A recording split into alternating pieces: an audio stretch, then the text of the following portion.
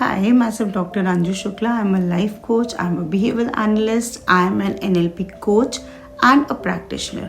So, welcome to my channel. See, today we are going to start with the second issue in a relationship which I've heard so many people talking about, and that is communication. Yes, a good communication is the backbone of a healthy relationship. But many of us don't realize this. As I said, no relationship is perfect. There are a lot of ups and downs in any and every relationship. But believe me, if we tend to communicate to a partner in an open and a transparent manner, we can always handle all the ups and downs in our relationship.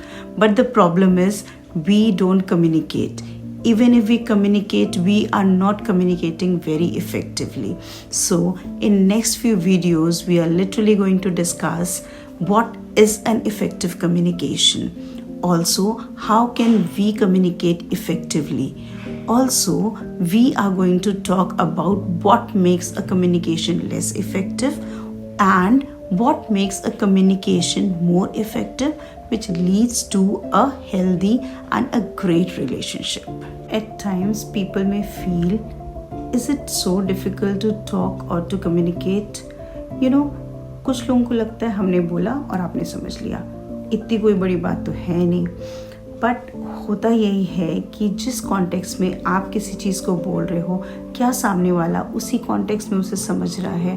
हो सकता है मैंने कोई चीज़ ये यूं ही मजाक में बोल दी, बट द थिंग इज सामने वाले को बुरी लग गई क्योंकि वो मेरा मजाक था, लेकिन हो सकता है वो किसी और की सच्चाई हो. प्रोबेबली हो सकता है वो चीज़ से वो इंसान हर्ट होता हो. सो एक इफेक्टिव कम्युनिकेशन में probably we need to know what the person likes, what the person doesn't like, how we need to mold and modify our talks so that the person doesn't get hurt and we are able to communicate what we really want to. It's not that we are communicating something else and the person is understanding it's in some other context. So effective communication very clearly means the person is understanding the same thing which I want to communicate to the person. It's understood in the same context and it is understood literally what the person should understand. इसी को effective communication कहते हैं, right? जो मैं बोलूँ आप उसे उसी कॉन्टेक्स्ट में समझो और किसी और कॉन्टेक्स्ट में नहीं. See, whenever we are sitting down to talk something, which is very specific, which is very sensitive, we need to take special time out, right, to have that conversation. We cannot talk, while we are doing some work or while we are distracted. So we need to take special time out, sit across the table and talk about it. So a special time specifically should be earmarked for that sensitive issues. Also, we need to be very clear with the content which we are going to talk about. We should not beat around the bush. जो बात करनी है वो specifically बहुत clear cut और बहुत transparent वे में करनी चाहिए, so that there is utmost clarity. Also, it may happen that a lot of times you need to talk in the present, right? Present meaning thereby you need to discuss issues which is affecting you abhi, now, here, right? You should not talk or take up issues which are there in the past, right, and bring it to the table now. Be specific, be in the present and talk about it. Talk about the issues which is affecting you now and which may affect you in future if they're not taken care of. But going back and talking about issues which has already happened doesn't solve a problem, right? And also it's not very effective thing to talk about of your past. See, when we are talking, we should also take, responsibility of your feeling. You can always accept that you feel emotional about something, you don't like something, you feel some particular type of insecurities. You can always take the responsibilities of your feeling and communicate to your partner so that this is there in the partner's mind rather than assuming that the partner will understand automatically. No. Also, you need to talk in the context of I, right? So you can always say that I feel like this, I do this, rather than, just trying to make the person guess, whatever you feel around. Also, you may appreciate when we are talking, right?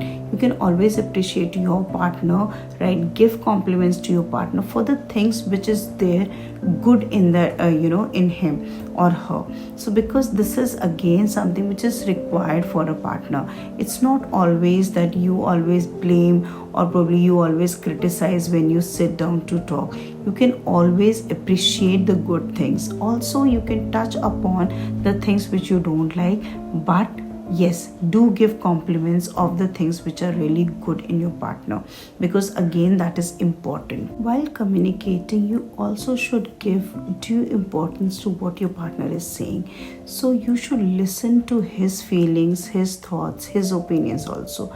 This is basically known as empathy, and the person will appreciate that you have an ear to his feelings and thoughts as well. Also, when you sit down to communicate, be in the mood of negotiation. Don't always try to win the argument, because in a relationship there is no win or probably there is no loss. It is always you lose a person or probably you win a person. So sit down to negotiate, right? You may give up some of your desires or wants, and you may accept some of his or hers. So this is basically a negotiation and a compromise. Go with that mindset when we are talking or communicating to your partner. And the most important and my favorite is, whenever you want to talk about sensitive issues, always talk face to face, because this telephonic conversations or the text messages is something which I feel may spoil the relationship, because you cannot express your emotions with the help of an emoji. So important thing, something which is close to your heart, needs to be talked face to face.